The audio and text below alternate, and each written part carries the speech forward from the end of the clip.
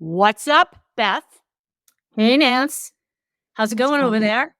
So it's going interesting today. Should we tell the Podsters what just happened 3 minutes ago as I was getting ready? Sure, because it could happen to anyone. It could happen to anyone, and it's not that big of a deal. But I've been having a morning where I've been a little frenetic and off, and just I don't know, a little out of sorts, which makes for a great podcast. Beth pointed out to me. And I'm like, where's my water? Where's my water? I drank water from a can, sparkling water.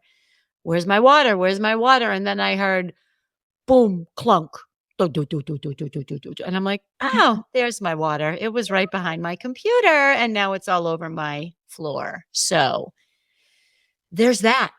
Yeah. So my question to you, Nancy, is it true that as we head into our second year of podcasting, that we have recorded 55 episodes?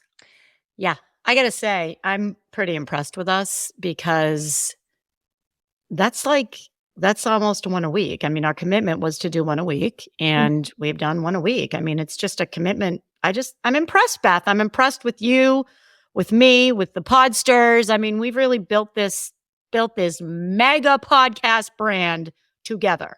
Yes, absolutely. We set our expectations and we blew past them. We did indeed. Speaking of which, well, that would have been a great segue into what we had to let go of in order to do the podcast. Did you hear about Beyonce, who did the gender reveal on stage? I did not. Tell me. So cute. So as you all probably are aware, we are big fans of Queen Bey over here. She had a big concert, and this woman was holding up a sign in the front row and said, please do my gender reveal, right? So Beyonce stops the concert and says, hang on a second. What do you want me to do? You want me to open your envelope? And the woman, you want me to, okay, somebody get me the envelope. So her security guards or whoever gets the envelope, she opens the envelope. I'm going to get choked up. She opens the envelope on stage and she goes, girls, because you know that song, Who Runs the World? Girls. The woman was having a girl. Wow. And Beyonce gender revealed it. Nice. Crazy. This just goes to show you get what you ask for. That's right. If you don't ask, you don't get. I'm sure this woman didn't really think Beyonce was going to do it, and she did. I love that story. That's a better story to start with. Yes. Anywho, what kind of limiting beliefs do you think that woman had to let go of in order to ask Beyonce to do her gender reveal on stage? Well, she probably had to let go of the fact that she might get rejected, and Beyonce would be like, I'm not doing this for some peon in my audience. Exactly. Or people would make fun of her, or who knows? What do you think? Yeah. So that's what we're talking about today. We're talking about letting go of what no longer serves you. And the reason why we're talking about this today, we've been batting this idea back and forth for a while. Beth and I are both really big fans of letting go of what no longer serves you. And last week we talked about how to do the thing, which great timing, by the way. The doors are going to open probably in about a week for my Do the Thing retreat. I have dates, October 13th through 15th. It's a weekend on Cape Cod, 9 people total. And in order to, one of the first steps, by the way, there's a link to that in the show notes. One of the first steps is to let go of the belief that you don't deserve or you don't get to do the thing.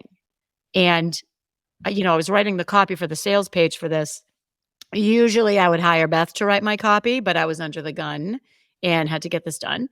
One of the things that I said was that, I coach women, hundreds of women, and it's always the same. It's that belief that you don't get to do it. Like you don't get to live this life.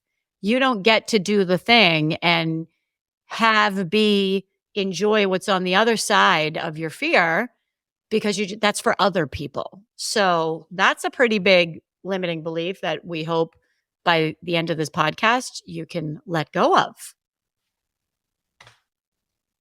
Yep. Absolutely.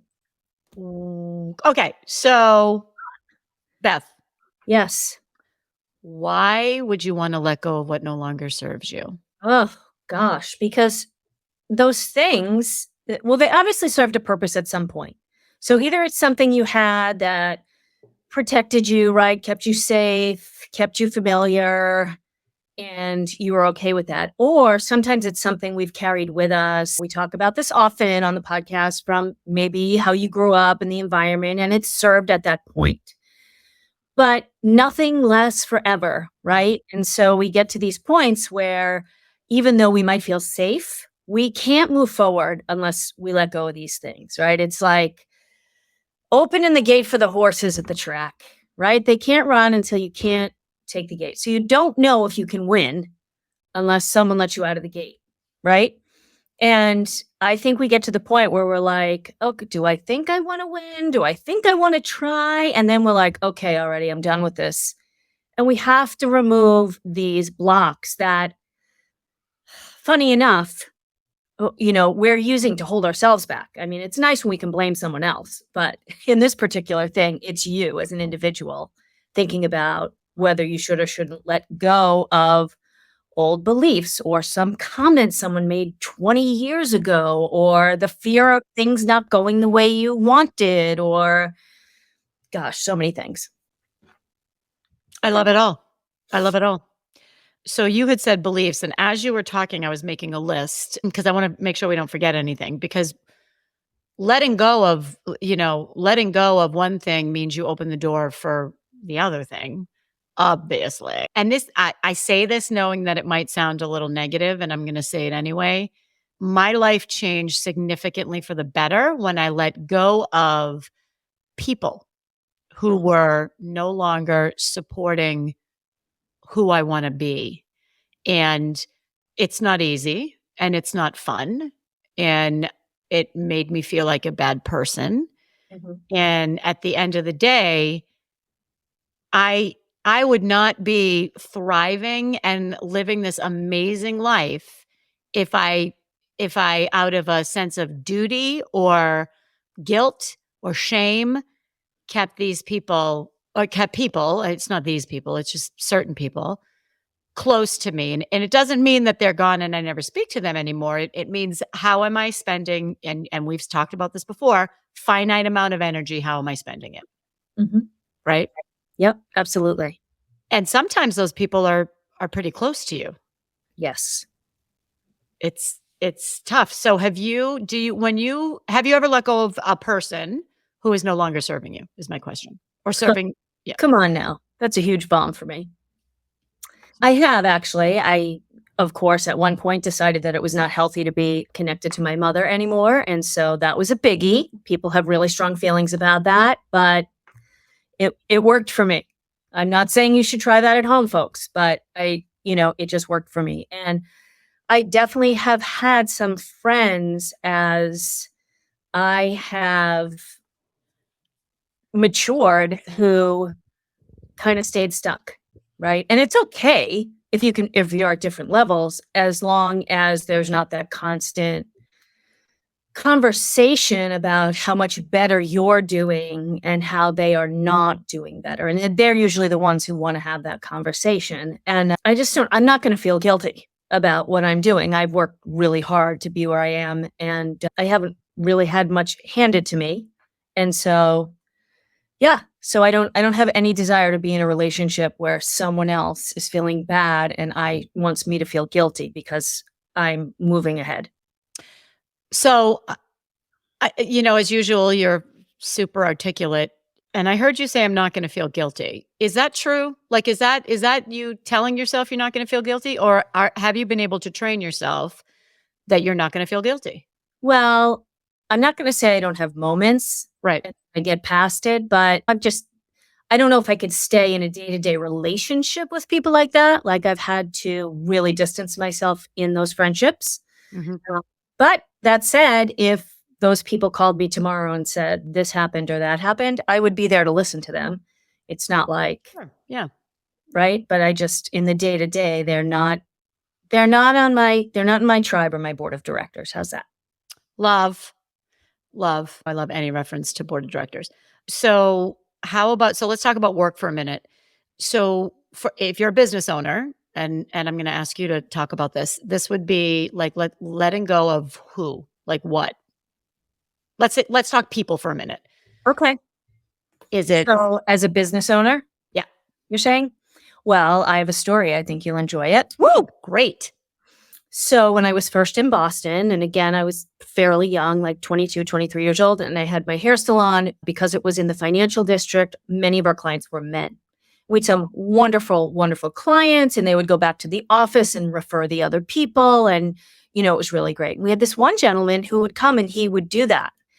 But there were times where he would say maybe comments that weren't really appropriate to say to your female hairdresser.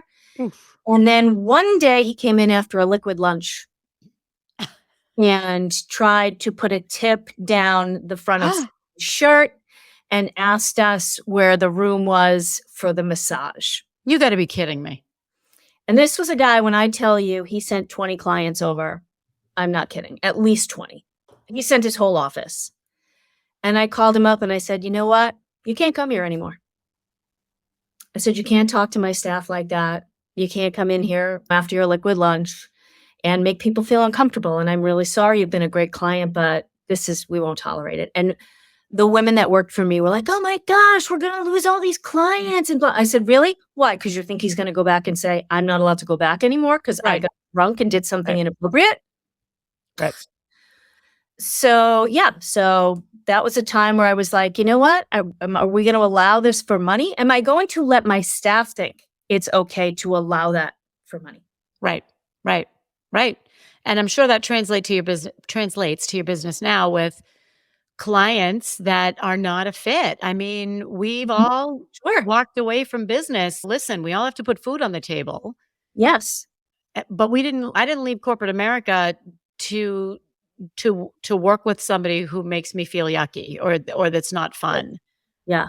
Yeah. And it's scary, right? To let go of a client, especially if it's, early on in your business and you're like, oh, this could be a really big job, or I could be like, oh, this is going to be a really big website. There's going to be a dozen pages or whatever. And for a second, I forget that that's not really what I do. I do much smaller website projects for one person who needs to really stand out. Their brand needs to just scream off of their 3, 4, 5, pages.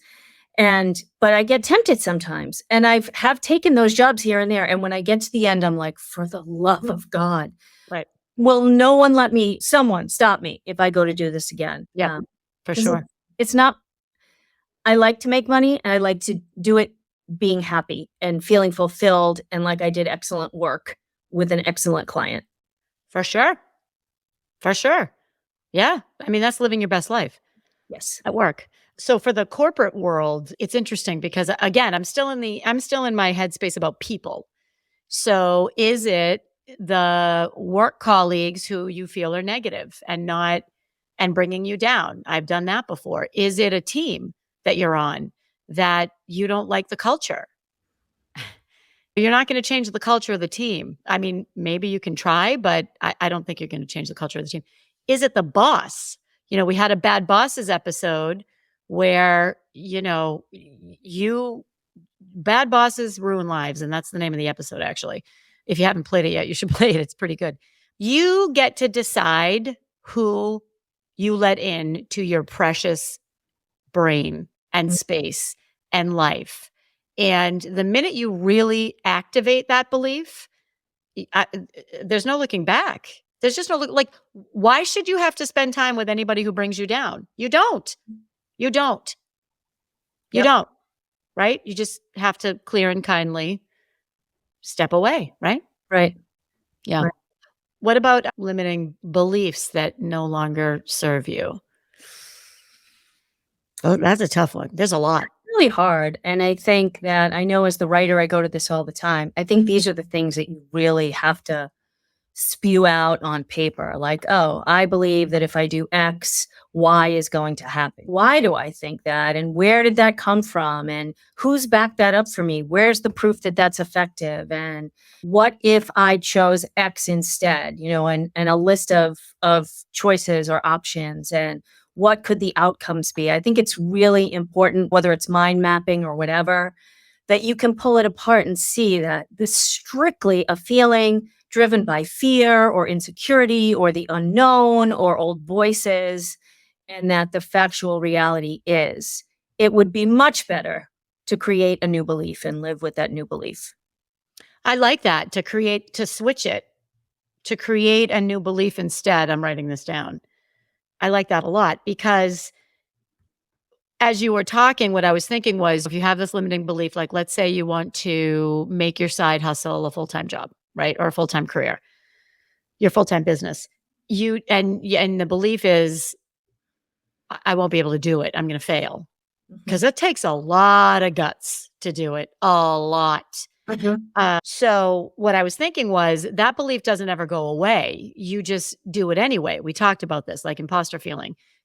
You still have the belief, but you don't let it stop you. Right. Whereas you're saying you switch that with what would you switch that with? So if someone listening wants to make their side hustle their full time business, and they believe that the fear or the belief is I won't be able to do it, and I'm going to have to go back to work with my tail between my legs and say I failed. Because I guarantee you, every person that is thinking about making their side hustle into a full-time business, this is exactly what they're thinking. Right. And you So know I what? know. There is risk with that, right? There is risk with it. And one of the things I say often is that, starting a business is not the big deal. It's maintaining and growing the business that really takes some stamina and some time investment and energy investment. And so I think it's good to know to know that there's risk. There's risk at a job. I mean, Mhm. again, I'm gonna go back to Boston when I was working there, and people were like, "Oh, hair salon hasn't done well here in this location and blah, blah, blah." And then, I don't know, a year after I was there, the phone company did all these layoffs, right? And Yeah. all these people lost their Yeah. jobs. The financial companies did all of these cutbacks and layoffs. And we were still there cutting hair. And I don't know. I've always felt that betting on myself was the best bet for me, but I think that's because I haven't worked someplace else in a Right. corporate setting. I don't really know any different, but I'm sorry, I feel like I'm getting off the topic a little bit. No, it's great. The risk everywhere is a really good perspective because there's risk in staying and there's risk in going. It could be a relationship, it could be Yes. a job. There's always gonna be risk. So which risk are you willing to accept, Exactly. right? What risk are you willing to take to be happier? Let's say you don't make a ton of money at first. Like, you know, does it mean you have to go back to that job? Maybe you change your living situation. Maybe you cut your cable. Maybe you go out to dinner less each month. Like there are other things. It's not A or Z. There are all these things in the middle, right? It's not like, oh, if this fails. I mean, it takes a long time to know if a business is actually failing, right? You have to be in it for a bit before you turn around and say, meh, something's not quite right here. So it's not like you start today and in 3 weeks you're like, crap, I can't believe I made this decision. My business is failing. Right. You have to put some time in and you'll change in that time. And I guess the thing you want to think of with the belief is I might have to go back to work for someone else, but I'm going to go back to something different. I'm going to go to a different place, right? If that should be it. I'm a full believer in having a plan B and being Yep. realistic. Yep. So, Yep. Yeah. I love it. The only thing I would add to that is, and because this is really top of mind, because I'm thinking through all of the programming that we're going to do for the retreat. What if you don't? Right?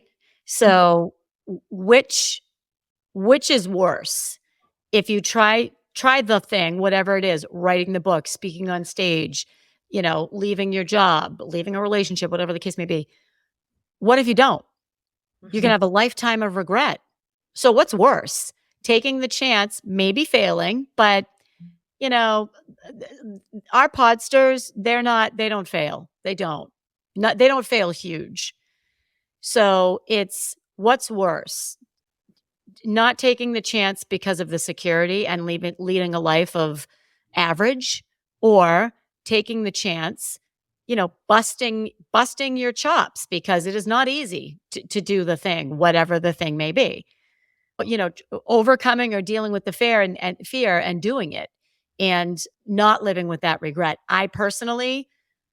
I mean, it took me, I don't know, 43, 45, 50. I started my business when I was, I think, 49. I started thinking about it when I was 45 or 48. Anyway, what I'm trying to say is there was 20 years of wondering what was on the other side.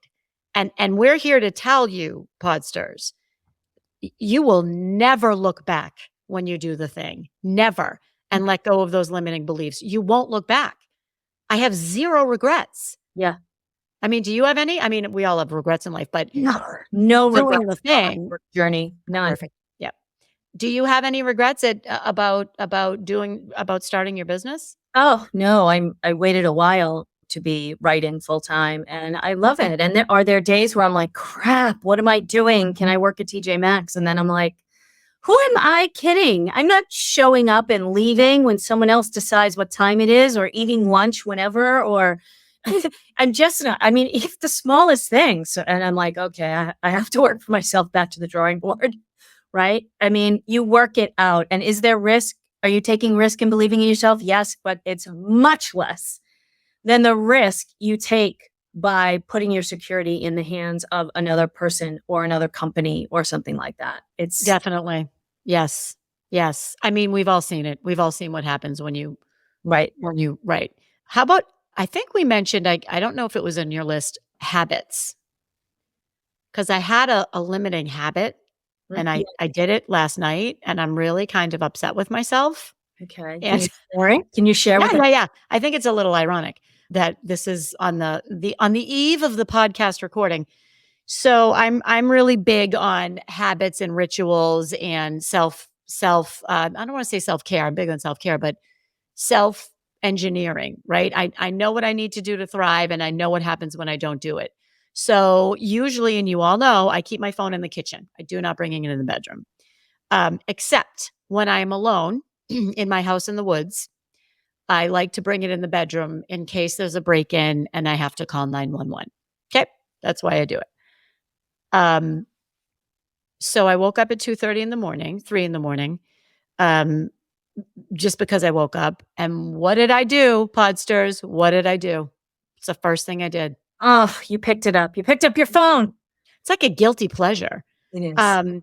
And I scrolled and did all the by the way, I was gonna leave you a message, but I'm like, she will like rail me if she sees I'm up at 3 in the morning on the Voxer.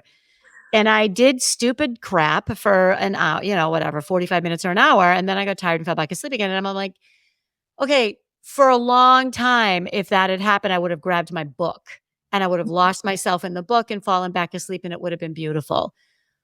So I have to so my point is, just because the phone was in the bedroom, I need to be disciplined and not do that, because what happened was, an hour and a half went by. I would have fallen asleep much faster if I had been reading.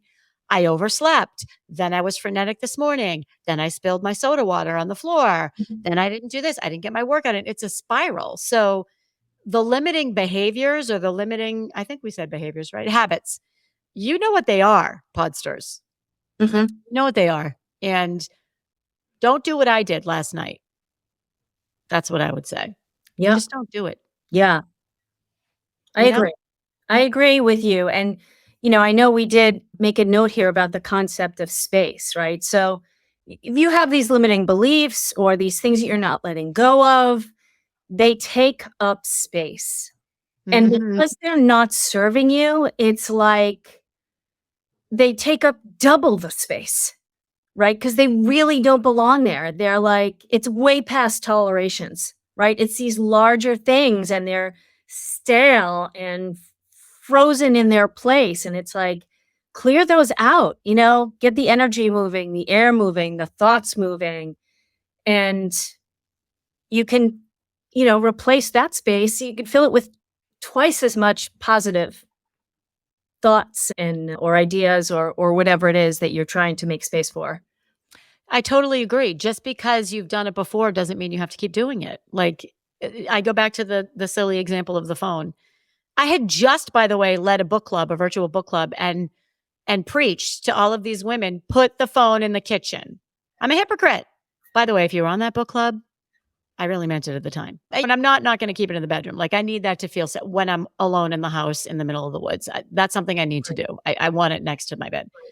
Well, I'm going to interject here and say, you weren't a hypocrite. You were human, because I want our podsters to know that there are going to be moments where maybe you slip back, right? Mm-hmm. I mean, it happens to everybody. The important thing is, what do you do after the slip? Right. Right, right. Do you beat yourself up? Do you then say, "Well, screw it, I blew it, I might as well keep doing it," or whatever the case is? It was just really I thought it was really funny and really timely because 'cause I'm like, "Oh, okay, great, great, Yeah. great." Anything else about letting go of what no longer serves you before we get to the call to action, which is my favorite part? Nancy, dun, dun, dun, dun, here we go into the call to action. Yeah, I don't know. I think we've covered a lot of good stuff. What do you think? Okay. So, I have 2. Well, I have 3, but 2. Okay. 1, Podsters, pay attention to how you're feeling around certain people. Mhm.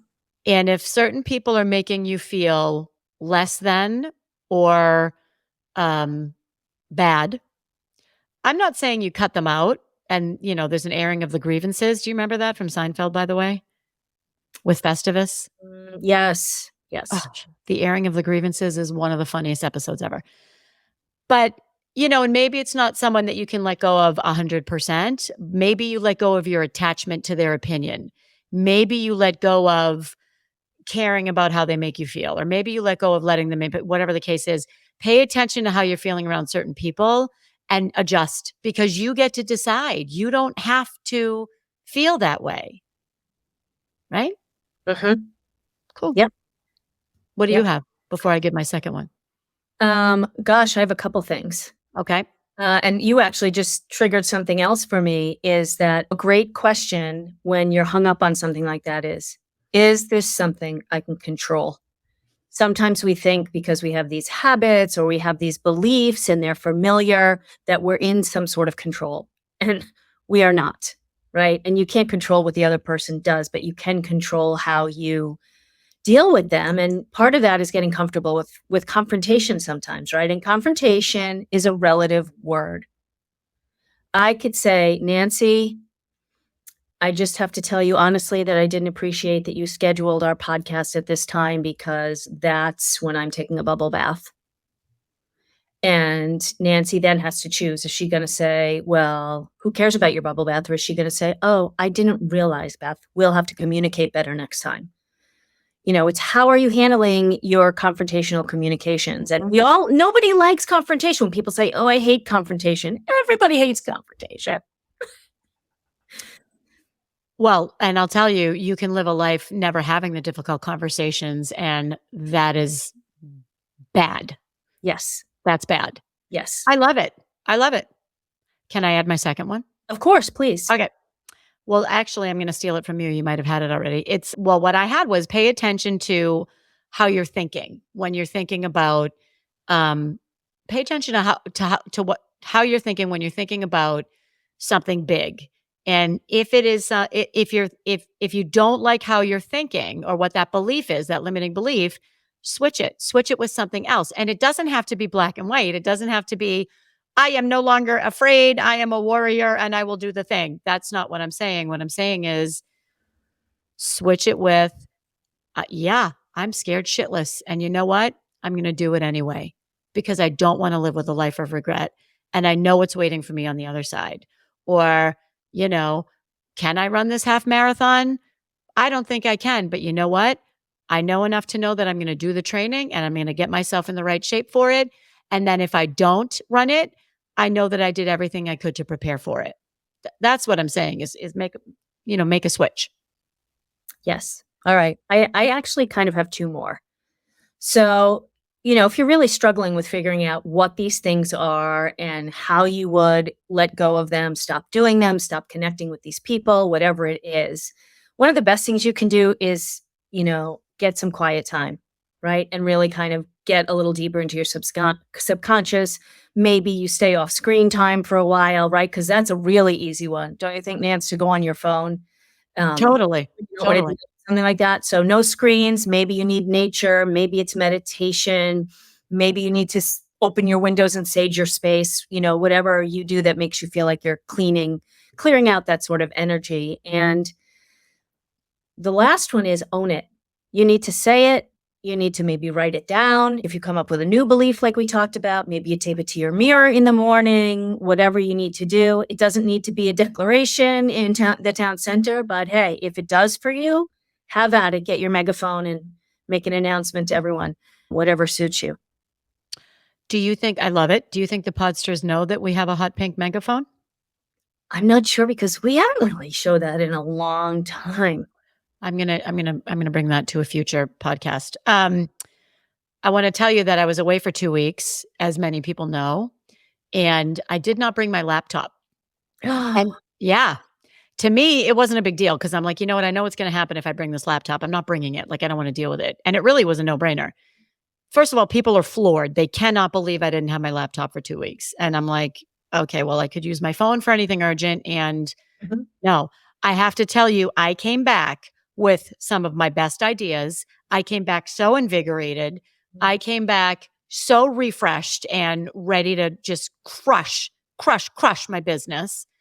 It's you're right. You just take a step away. Take a step. It doesn't have to be a 2-week vacation without your equipment. Maybe it's 25 seconds out in the sun or whatever the case may be. I love it. I love it. Nice. The last call to action I want to add is, as you can probably guess, I got a lot of feedback about last week's podcast episode, which was how to do the thing. And the retreat is coming together. So this is 2.5 days.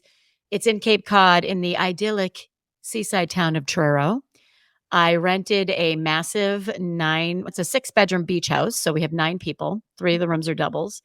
We are going to do daily yoga, sunrise yoga. We're going to do hikes in the woods. We are going to have the DOIT process, which has worked for me and worked for hundreds of women I work with. We're going to have a private chef. It's going to be amazing. So the link's going to be in the show notes. Apply to attend. It's only 9 people. So it's not a huge application. It'll take you like a minute to fill it out because I want to make sure it's the right fit. Just apply. Even if you're not sure if you want to do it, apply and get the ball rolling. Cause I promise you, once you see everything that's included, you're going to want to do it. So that's my third call to action. Nice. That's what I got. That's what I got. What else? That's it? What else? That's it. Yeah, I'm just waiting really patiently. I can't wait to get on our podcast and say, my new website is live. Well, I believe you committed to July 14th. Was it July 14th or July 20 something? Yes. Yeah. You're right. You're right. Yeah. I did. Okay. I'm close. So close. So do you not want people to go to your website before that? No, of course they can go to my website before that. And they can sign up for your community and do all the things in the meantime, right? Free Facebook group where we're going to start doing monthly Q&A hours on Zoom. So like we can have actual interaction. And I leave some information in there that I don't put out on my business page specifically for my member people in my Love group. it. So will the link to your Facebook group be in the show notes? Yes, it will, right after the link to your wonderful retreat. Or maybe before it. Who knows? Maybe. We'll have to see how it flows. Okay. All right, Podsters, we are OUT out. This is airing. When is this airing? Before or after 4th of July? I don't even know. I think. Don't put me on the spot with that stuff. No, I think it's airing. Yeah, it's airing Tuesday, which is the 29th, I think, of June. Okay. So, whoops. Looking. Does anybody else do this? I picked up my phone to look at my calendar and I swiped on my mail by accident and I deleted an email. So June 27th, this is going to air. So have a great 4th of July, Podsters. Yes. And hopefully you'll be doing something fun. Yes. And a little work-life blending. Yep. Over the holiday. Blending, right. Yep. So keep the ideas coming of what you want to hear about. Keep the DMs coming, the Instas, the LinkedIn, the carrier pigeon, the skywriting. Keep it all coming because we love to hear from all y'all. 40 countries, people. 40 countries. 40 countries. 55 episodes. We're on a roll, folks. We're on fire. El fuego. Peace out. Peace.